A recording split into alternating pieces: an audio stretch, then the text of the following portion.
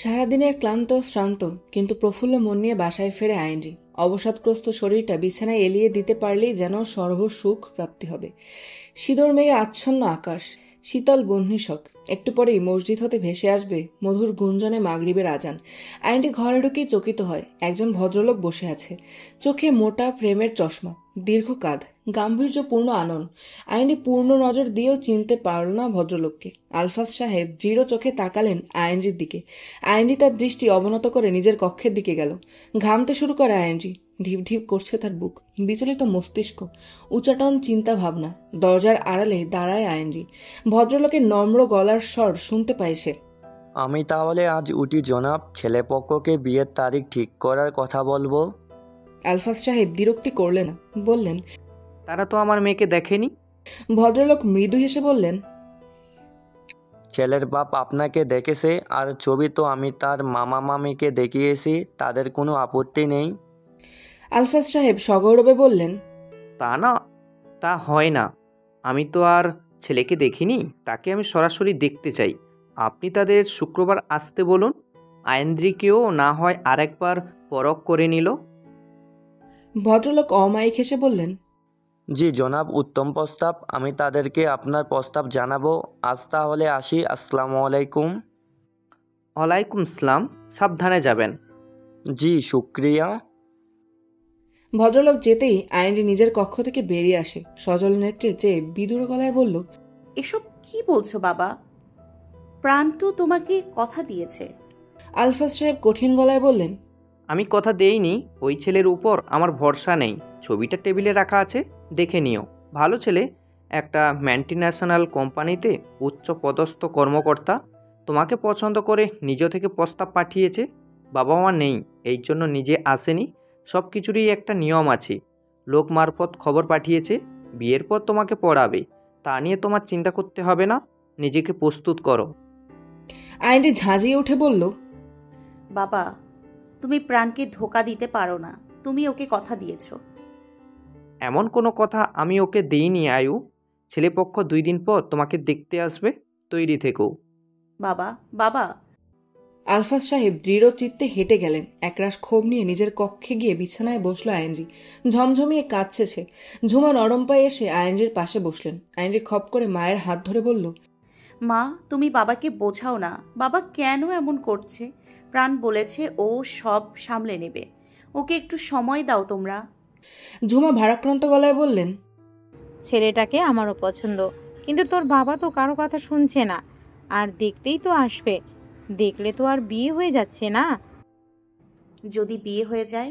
ঝুমা চুপ করে রইলেন। এই প্রশ্নের জবাব তিনি দিতে পারলেন না। আইনটি কম্পিত গলায় বলল, বলো না মা, যদি বিয়ে হয়ে যায়। দীর্ঘশ্বাস ফেললেন ঝুমা। চাপা কষ্ট নিয়ে বললেন, তাহলে ভাগ্যকে মেনে নিতে হবে। আইনরি থম মেরে রইল। যদি এই কথা নিষ্প্রাণ জানে, তাহলে কি করবে সে? প্রাণ কি তার স্পন্দনকে তার থেকে আলাদা হতে দেবে? ধ্রুবতারাকে মারলে কি সব সমাধান হয়ে যাবে? নিষ্প্রাণের কড়া প্রশ্নে ভাবান্তরহীন নয়নতারা। ঘুটঘুটে অন্ধকার ঘরে একটা জ্বলন্ত মোমবাতি হাতে সে পায়চারি করছে। নিষ্প্রাণ ভাবিত নয়নে চেয়ে আছে তার করা প্রশ্নের উত্তরের অপেক্ষায়। যদি মেরে ফেলিস তাহলেও তোর আকাশেই থাকবে, অন্যের আকাশে যাবে না। কিন্তু আমি যে ওকে ভালোবাসি। ভালো তো আমিও সবাইকে বেসেছি। কই, তুই ছাড়া তো কেউ আমার ভালোবাসার মূল্য দিল না। নিষ্প্রাণ নিস্পৃহ গলায় বলল, ওকে আমি মারতে পারবো না। নয়নতারা সেই মোমবাতি হাতে একদম নিষ্প্রাণের সামনে এসে দাঁড়ায়। কিশোরী নয়নতারা থেকে যুবা নিষ্প্রাণ বেশ লম্বা। মৃত্যুর পর তো মানুষের বয়স বাড়ে না। নয়নতারা আবেশিত গলায় বলল, যদি সত্যি ওর বিয়ে হয়ে যায়, কি করবি তুই? নিষ্প্রাণ সাবলীর গলায় প্রত্যুত্তর করে, যা করে এসেছি, মৃত্যু। অট্ট হাসিতে অন্ধকার ঘরে আলোড়ন তোলে নয়নতারা। চোখের সামনে নিজের খুনিকে দেখে পৃথিবীর কেউ এত পুলকিত হয় না যতটা নয়নতারা হয়। মৃত্যু তার শরীরে মুক্তি দিলেও আত্মার মুক্তি দেয়নি। দুই পাশের হাই বেঞ্চের মাঝে লো বেঞ্চ, তার উপরে হাত পা মুড়িয়ে রোদনে আচ্ছন্ন আইনরি। ঘণ্টা ধরে চলা নিরবধি ক্রন্দনে গলা জমে এসেছে তার। পাতলা ঠোঁট দুটো ফুলে উঠেছে। কালো মনির সফেদে ভাসমান চোখ দুটো রক্তিম বর্ণ ধারণ করেছে। কুসুম চিন্তিত চিত্তে চেয়ে আছে আইনরির রোদন ভরা আননে। অনায়তন গলায় বলল, কেঁদে কি হবে বল? ভ্যা ভ্যা করে চোখের স্লতধারা স্ফীত ধারায় রূপ নেয়। ভ্যাবাচাকা খেয়ে যায় কুসুম। কান্নার তোরে শ্বাস নিতে কষ্ট হচ্ছে আইনরির। হেঁচকি তুলে বলল, বাবা এমন কেন করছে? কুসুম স্বভাব সুলভ আচরণ করে বলল, তা আমি কি করে বলবো বল? আঙ্কেলের মাথায় কেন ভূত চেপেছে কে জানে। শূন্য ক্লাসরুমে আইনরি আর কুসুম ছাড়া কেউ নেই। ক্লাসের দরজায় আচমকা করাঘাত পড়ে। চকিতে ফিরে তাকায় দুজনে। নিষ্প্রাণকে দেখি ঝমঝমিয়ে ফের বর্ষণ শুরু হয় আইনরির নেত্র যুগলে। কুসুম উঠে আসে বেঞ্চ থেকে। নিষ্প্রাণের সামনে দাঁড়িয়ে ক্ষীণ গলায় বলল, তোরা কথা বল, আমি বাইরে যাচ্ছি। নিষ্প্রাণ ছোট্ট করে মাথা ঝাঁকায়। আইনরির মাথায় যেন বাজ পড়ল। হুড়মুড়িয়ে উঠে এসে ঝপাত করে জড়িয়ে ধরল নিষ্প্রাণকে। চমকিত হয় নিষ্প্রাণ। কাপা কাপা হাতটা আইনরির পিঠের উপর রাখতেও সংকোচ হচ্ছে তার। সে সোজা দাঁড়িয়ে রইল। মখমলে গলায় বলল, কি হয়েছে তোর? কাঁদছিস কেন? আইনরি হালকা করে মাথাটা আলগা করে নিষ্প্রাণের বুক থেকে। ঠোঁট ভেঙে বাচ্চা বাচ্চা কণ্ঠে বলল, বাবা আমাকে বিয়ে দিয়ে দেবে প্রাণ। এক শীতল ধারা বয়ে গেল নিষ্প্রাণের শিরদাঁড়া পেয়ে। অত্যন্ত স্বাভাবিক গলায় বলল, তো আইনজি চমকে গিয়ে কান্না থামায়। নিষ্প্রাণের থেকে সরে এসে অনুরক্তির গলায় বলল, তো বাবা আমার বিয়ে দিয়ে দেবে প্রাণ। নিষ্প্রাণ বিগলিত হাসে। আইনরিকে বেঞ্চের উপর বসায়। হাঁটু ভাঁজ করে তার সামনে বসে। কৌতুক মাখা গলায় বলল, বিয়ে দেবে তার জন্য কাঁদছিস নাকি অন্য কারোর সাথে বিয়ে দেবে তাই কাঁদছিস? নিষ্প্রাণের বুকে চট করে এক ঘুষি বসায় আইনরি। গা দুলিয়ে হেসে ওঠে নিষ্প্রাণ। নৈশব্দে নির্নিমিক চেয়ে থাকে আইনরির ভেজা মুখটার দিকে। দুই হাত দিয়ে প্রগাঢ় মায়ায় মুখটা মুছে দেয়। আইনরি শান্ত হয়, ধাতস্থ হয় সে। মনে আশ্বাস জাগে, সাহস সঞ্চারিত হয়। আইনরির দুহাত নিজের প্রশস্ত পাঞ্জায় লুফে নেয় নিষ্প্রাণ। আলতো করে চুমু খায় তাতে। মিষ্টি করে হেসে বলল, চিন্তা করিস না, আমি স্যারের সাথে কথা বলবো। যদি বাবা না মানে? মানতে হবে। যদি সত্যি বাবা আমাকে বিয়ে দিয়ে দেয়? ফিক করে হেসে ফেলে নিষ্প্রাণ। ফিচেল গলায় বলল, তাহলে বিয়ে হবে, কিন্তু বাসরটা আমার সাথেই হবে। নাকমুখ কুচকে নিজের অস্বস্তি প্রকাশ করে আইনরি। নিষ্প্রাণের ঝাঁকড়া চুল থেকে একদালা খামচে ধরে টান মারে। হেসে ওঠে নিষ্প্রাণ। আইনরির হাতের কবজিতে কাটা দাগ। সন্দিগ্ধ গলায় প্রশ্ন ছড়ে নিষ্প্রাণ, হাত কাটলো কি করে? গ্লাস ভেঙে গেছে। সেই কাটা দাগে আলগোছে অধর ছোঁয়ায় নিষ্প্রাণ। অতলান্ত মায়ায় চেয়ে নরম গলায় বলল, ক্লাস কেন করিসনি? আইনরি সোজাসাপটা উত্তর দেয়, ইচ্ছে করছিল না। লাভ কি বল? শুধু শুধু ক্লাস মিস দিলে পরের ক্ষতি হবে। তোকে আর চিন্তা করতে হবে না, আমি বলবো স্যারের সাথে কথা। তুই বাবাকে রাজি করাতে পারবি তো? নিষ্প্রাণ সাবলীর গলায় বলল, চেষ্টা করব। আজ প্রবেশের বার্থডে, মনে আছে তোর? আইনরি মিনমিনে গলায় বলল।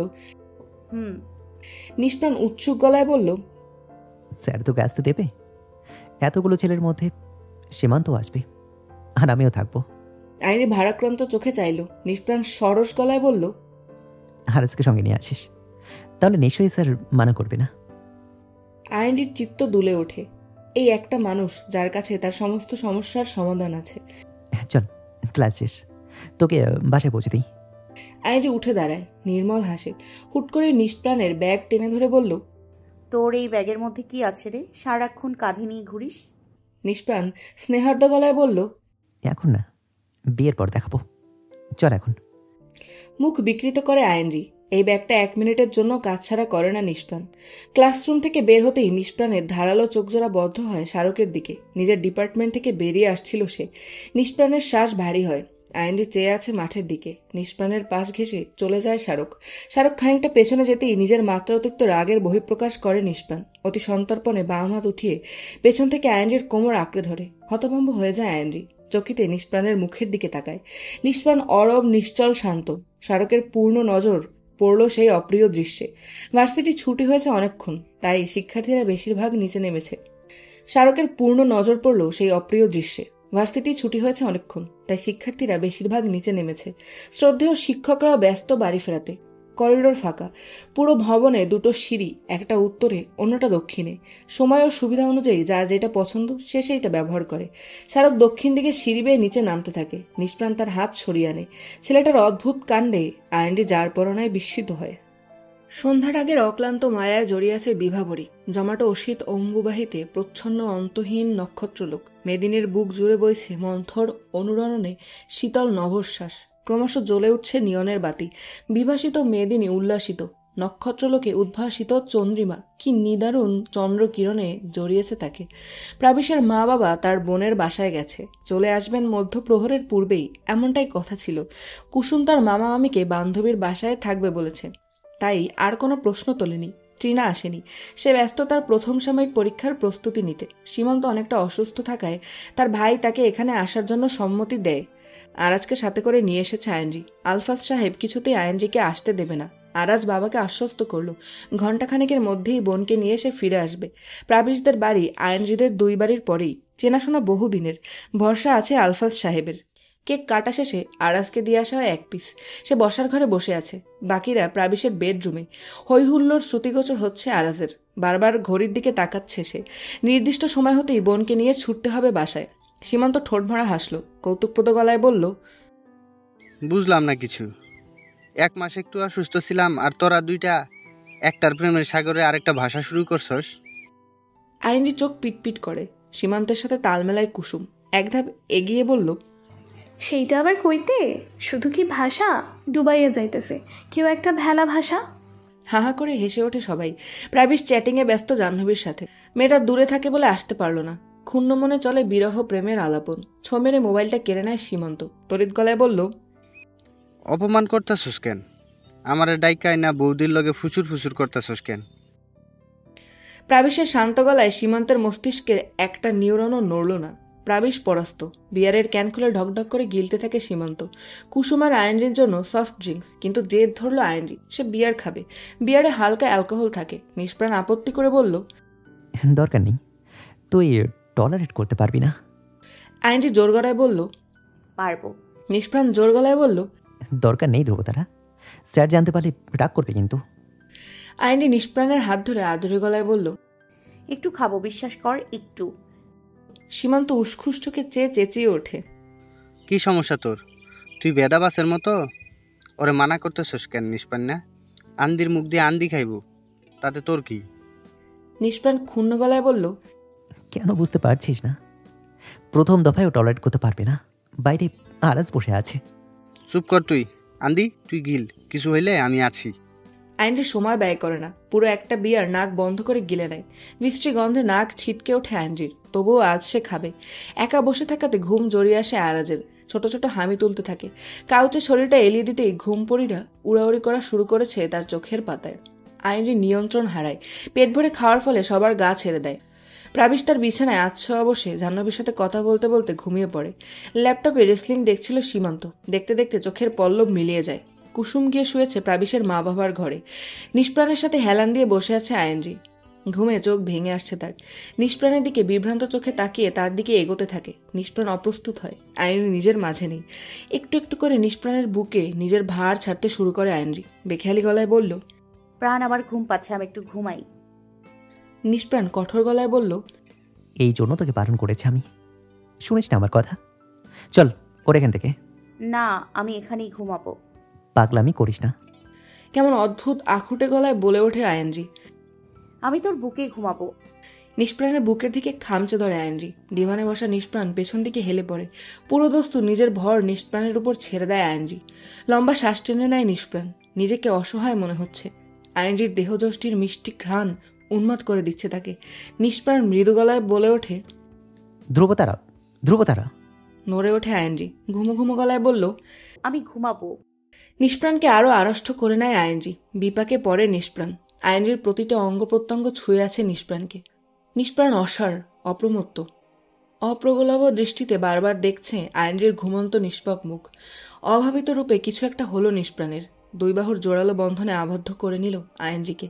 মৃদু কম্পন হলো আইনরির শরীরে। নিষ্প্রাণের উষ্ণতায় আরাম বোধ হলো তার। নিষ্প্রাণ চোখ বুঝে নেয়। অকপটে বলতে থাকে, জানিস ধ্রুবতারা, ছোটবেলা থেকেই আমি একা। বাড়ির একমাত্র ছেলে হওয়ার দরুন কখনো বাড়ি যাওয়ার সুযোগই হয় না আমার। তারা ছিল আমার একমাত্র বন্ধু। আমার বোনেরা আমাকে ভালো চোখে দেখতো না, হিংসে হতো ওদের। কিন্তু আমি বুঝতাম না, কি করে বুঝবো? মাত্র তো 10 বছর ছিলাম আমি। তারা নয়নতারা, বড় নাম তো, তাই ডাকতে পারতাম না। তারা বলে ডাকতাম। আমাকে আগলে রাখতো। আমার চেয়ে 7 বছরের বড় ছিল।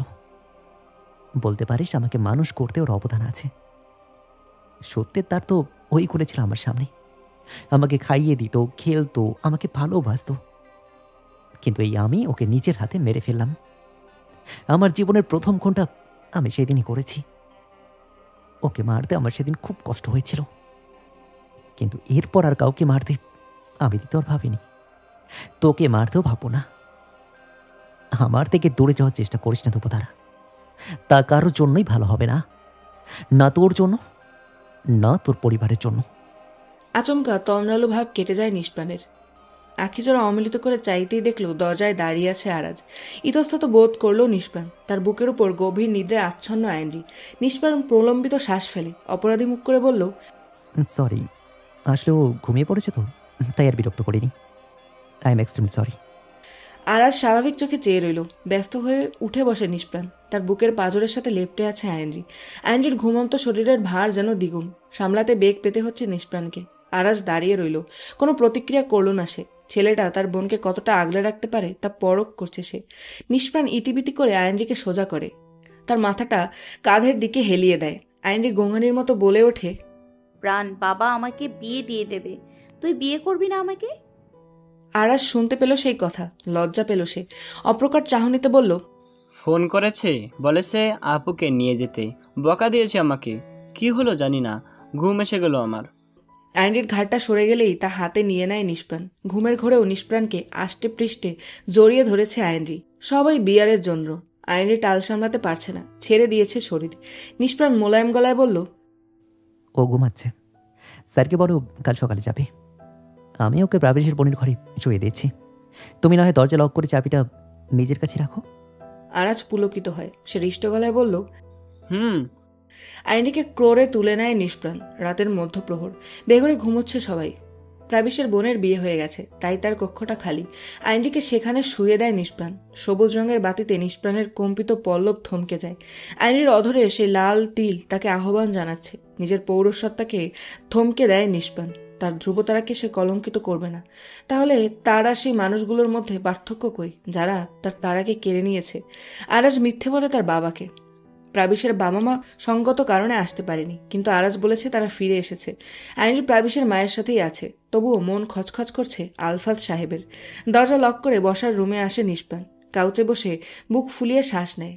আরাজ তার বিপরীত কাউচে বসে আছে। নম্র গলায় প্রশ্ন করে সে, আপুকে বিয়ে করতে চাও তুমি? মাথা ঝাঁকায় নিষ্প্রাণ। আরাজ তার কিশোর গলায় ফের বলল, আব্বু তোমাকে মেনে নিতে চাইছে না কেন? তোমার কেউ নেই বলে? নিষ্প্রাণ গম্ভীর গলায় বলল, হয়তো এখানে স্যার ভুল কিছু করেনি, তার জায়গায় সে সঠিক সিদ্ধান্ত নিয়েছে। কি করবে তাহলে তুমি? বোঝাবো তাকে, এর চেয়ে বেশি কিছু করার নেই আমার। যদি আব্বু রাজি না হয়? চোখের পাতা পূর্ণ প্রকাশ করে নিষ্প্রাণ। নিষ্পলক চেয়ে থাকার হেতু ছলছল করে ওঠে চোখ। চোয়াল দৃঢ় হয়, কপালে তোলে ভাঁজ। ভয় পেয়ে যায় আরাজ। পলক ফেলে নিষ্প্রাণ। স্বাভাবিক করে অভিব্যক্তি, কিন্তু উত্তর দিল না। কাউচে লম্বা হয়ে শুয়ে পড়ে। সিলিংয়ের দিকে তাকিয়ে ঠান্ডা গলায় বলল, ঘুমাও আরাজ, অনেক রাত হয়েছে। আরাজ নিষ্প্রাণের কথা মতো কাজ করলো। শুয়ে পড়ে কাউচে। কুশনটা বুকে জড়িয়ে ধরে মুদিত করে চোখ। নিষ্প্রাণ চেয়ে আছে সিলিংয়ে। আজ আর তারার সাথে কথা বলা হবে না। মেয়েটা নিশ্চয়ই তার জন্য অপেক্ষা করছে। বিছানায় উঠে বসে আইনরি।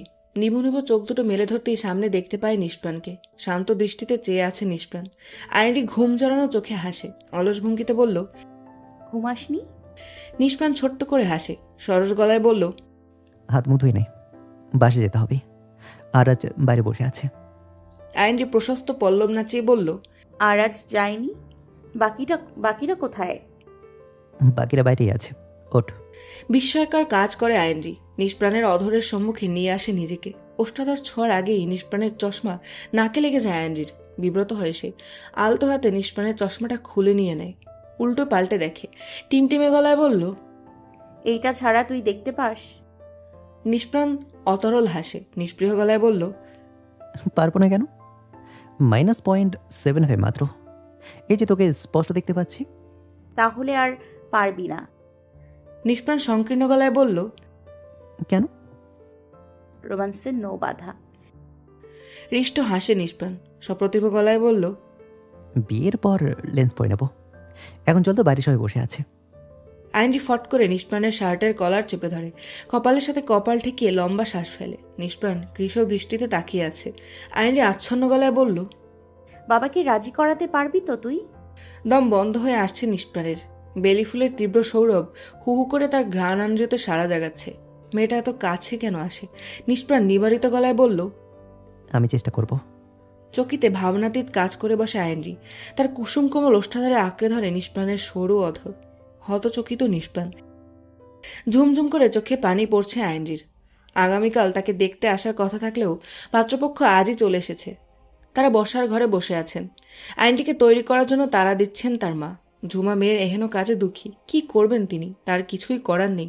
অত্যন্ত নরম গলায় মেয়েকে বললেন, দেখ আয়ু, এখন ঝামেলা করিস না। ওরা যখন এসেছে দেখে চলে যাক, তারপর না হয় আমি তোর বাবার সাথে কথা বলবো। আইনজি রাগান্বিত গলায় বলল, কি বলবে তুমি? কি বলবে? এতদিন কেন কিছু বললে না? করবো না আমি বিয়ে, চলে যেতে বলো ওদের। ঝুমা মেয়ের মাথায় হাত বোলালেন, কপালে আদরে চুমু খেয়ে বললেন, রাগ করে না মা, ওরা চলে যাক, আমি সত্যি তোর বাবার সাথে কথা বলবো। কান্না আটকে নেয় আইনজি। মায়ের কথায় আশ্বস্ত হয়। অনিচ্ছা সত্ত্বেও মায়ের দেওয়া গাঢ় নীল রঙের সুতি শাড়িটা পরে নিজেকে গোছগাছ করে নেয়। ছেলে তার মামা মামিকে সাথে নিয়ে এসেছে। আইনজিকে তাদের সামনে এসে বসালো ঝুমা। মেয়েকে তাদের দেখার কিছু নেই। তথাকথিত নিয়ম মানতে তারা এসেছেন। তাদের আসল উদ্দেশ্য বিয়ের তারিখ ঠিক করা। আইনি চোখ তুলে তাকালো না। ঘর্মাক্ত দুই হাত একে অপরের সাথে ঘষে চলেছে। জল ছাপিয়ে আসায় চোখ দুটো ঝাপসা হয়ে আছে। আরাজ একপাশে বসে আছে। রান্নাঘরের সাথে ঠেস দিয়ে দাঁড়িয়ে আছে আরিশা। দরজায় করাঘাত পড়ে। হুলস্থুল হয়ে ছুটে যায় আরিশা। দরজা খুলতেই আশ্চর্যচকিত সে। নিষ্প্রাণ দাঁড়িয়ে আছে, কিন্তু স্বাভাবিক সে। আরিশাকে দেখে মুচকে এসে জিজ্ঞেস করলো, কেমন আছো? আরিশা বৃহৎ ঢোক গিলে মিয়ে গলায় বলল, ভালো। ঘরে প্রবেশ করে নিষ্প্রাণ। সবাইকে দেখল সে, কিন্তু প্রতিক্রিয়াহীন। আলফাত সাহেব ক্ষোভিত দৃষ্টিতে তাকালেন। তিনি বুঝতে পারলেন এসব তার মেয়ে করেছে। নিজের রাগ সংবরণ করলেন তিনি। আইনডি ছলছল চোখে একবার তাকালো। নিষ্প্রাণের অধরের নির্মল হাসি। সকলকে উদ্দেশ্য করে বলল, আসসালামু আলাইকুম। নিষ্প্রাণের এই মোলায়েম স্বরেও অন্তকরণে তাণ্ডব শুরু হলো রাশেদের। ঘামতে শুরু করলো সে। নিঃশ্বাস নিতেও ভয় পাচ্ছেন তিনি। রাশেদ কোনোভাবেই বুঝতে পারলেন না নিষ্প্রাণ এখানে কি করে চলে এলো। নিষ্প্রাণের ধরাছোঁয়ার বাইরে থাকার জন্যই হুট করেই তারা আজ চলে এসেছে। ভয়ে গলা শুকিয়ে এসেছে রাশেদের। টেবিলের উপর রাখা পানি ভর্তি গ্লাস নিয়ে ঢকঢক করে গিলে ফেলে। অতি দ্রুততার সাথে কাজটি করায় রাশেদের মুখের দুপাশ দিয়ে পানি গড়িয়ে পড়ল। চমকিত হলেন আলফাজ সাহেব। ভ্রুকুঞ্চন করে চেয়ে রইলেন। নিষ্প্রাণ অধরের কোণ কিঞ্চিত চওড়া করল। আইনটি দুই হাত কসলাতে থাকে। ইচ্ছে করছে এখনই দৌড়ে গিয়ে ঝাঁপিয়ে পড়তে নিষ্প্রাণের বুকে। নিষ্প্রাণ আরিশার সাথে ভেতর ঘরে গেল। আরিশা কাচুমাচু করে বলল, আপুর কোনো দোষ নেই, তারাই হঠাৎ করে চলে এলো। নিষ্প্রাণ নস্যব্দে মাথা ঝাঁকালো। স্নেহার্দ্য গলায় বলল, আমি এমনিতেই এসেছি। আপুকে বলো আমি প্রাবিস্তের বাসায় আছি, সুযোগ পেলে আসতে। চলি। নিষ্প্রাণ দাঁড়ালো না। যা সে জানতে এসেছে জানা হয়ে গেছে। নিষ্প্রাণ যখন বের হচ্ছে তাকে দেখে আর এক দফা চমকালো রাশেদ। হাতে থাকা ভাঁজ করা রুমালটা মুখের উপর চাপতে লাগলো। নিষ্প্রাণ বাঁকা হাসে। আইনরির বাবা জরুরি কাজে বাইরে গিয়েছেন। সময় ব্যয় করলো না আইনরি। আরিশাকে নিয়ে প্রাবিশদের বাসায় চলে আসে। দরজা খোলে নিষ্প্রাণ। হুড়মুড়িয়ে তার বুকের উপর পড়ে আইনরি। সীমান্ত সেখানেই ছিল। বিরক্তি নিয়ে বলল, দরজার সামনে এমন জোরাজোরি করতেছস কেন? যা ঘরে যা। নিষ্প্রাণ আলতো করে আইনরির হাত ধরে তাকে প্রাবিশের বোনের কক্ষে নিয়ে আসে। বিছানায় দুইজন পাশাপাশি বসে আছে। আইনরি নীরব, নিস্তব্ধ, নির্লিপ্ত। বুক ফুলিয়ে শ্বাস নিল নিষ্প্রাণ। স্বাভাবিক গলায় বলল, শাড়িতে সত্যি তোকে প্রাণহারিণী মনে হয়। থমকে থাকা আইনরির উপর যেন কোনো অপার্থিব আত্মা ভর করল। উপরচুপুরি কিল ঘুষি বসাতে লাগলো নিষ্প্রাণের বুকে। কিছুক্ষণ তা নীরবে সহ্য করলেও পরক্ষণেই আইনরিকে জড়িয়ে ধরে বুকের সাথে নিষ্প্রাণ। তার মাথাটা চেপে ধরে। আইনরি দুহাতে আঁকড়ে ধরে নিষ্প্রাণকে। ঝমঝমিয়ে কাঁদছে সে। নিষ্প্রাণের অন্তরিন্দ্রিয়তে তখন অসহায়ত্ব দুলে চলে। চেষ্টা করেও এই মেয়েটাকে সে মারতে পারছে না। তাকে কষ্ট দেওয়ার অধিকার কারও নেই, এই মেয়েটারও না। তবুও সে কষ্ট পাচ্ছে।